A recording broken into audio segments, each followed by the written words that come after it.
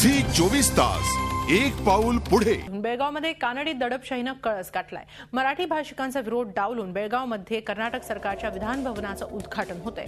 उद्घाटनासाठी राष्ट्रपती प्रणव मुखर्जी दुपारी 12 वाजता बेळगावमध्ये दाखल होणार आहेत आणि 12:30 वाजता त्यांच्या हस्ते उद्घाटन पार पडणार आहे। बेळगावमधल्या मराठी भाषिकांनी विरोध करण्यासाठी कडकडीत बंद पाळलाय। बेळगावातल्या मराठी बहुल शहापूर, भांदूर गल्ली, तहसीलदार गल्ली आणि शास्त्री नगरात कडकडीत बंद आहे।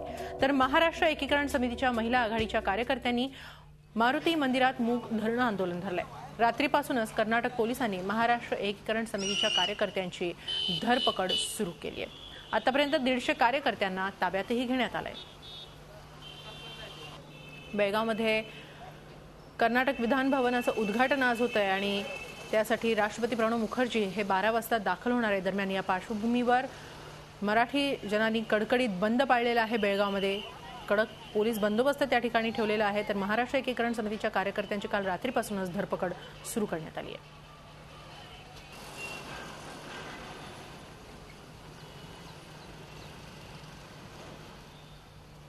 दरम्यान पश्चिम महाराष्ट्रातही कडकडीत बंद पुकारलेला आहे शिवसेनेनं। कोल्हापूरमध्ये काय स्थिती आहे याबाबतचा आढावा घेतलाय आमचे प्रतिनिधी प्रताप नाईक यांनी। कर्नाटक सरकारच्या वतीनं बेळगाव इथं बांधण्यात आलेल्या विधानसभेचं उद्घाटन राष्ट्रपती प्रणव मुखर्जी यांच्या हस्ते करण्यात येणार आहे। आपण बघू शकता माझ्या पाठीमागं मोठ्या प्रमाणात या ठिकाणी बंदोबस्त ठेवण्यात आलेला आहे। पण दुसरीकडे बेळगाव असेल किंवा सीमा भाग असेल त्या सीमा भागातल्या मराठी बांधवांच्या वतीनं मात्र या कार्यक्रमाचा निषेध व्यक्त केला जातो। कारण या प्रश्नासंदर्भात जो काही निकाल आहे तो सर्वोच्च न्यायालयामध्ये असताना राष्ट्रपतींनी या कार्यक्रमाला येऊ नये अशा प्रकारचं मत मराठी बांधवांचं होतं। गेल्या 56 वर्षापासून आम्ही लढा देतोय, मग राष्ट्रपतींनी याचा काय विचार केला नाही अशा प्रकारची भावना व्यक्त होते। त्याच्यामुळेच आपण जर बघितलं की सीमा भागातील जे बांधव आहेत ते आपल्या घरासमोर काळे झेंडे लावून याचा निषेध नोंदवणार आहेत।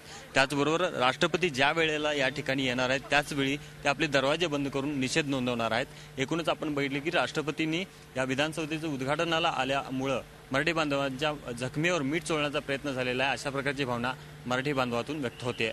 व्हिडिओ जर्नलिस्ट मिथुन राज्याध्यक्ष प्रताप नाईक, झी 24 तास बेळगाव। झी 24 तास एक पाऊल पुढे।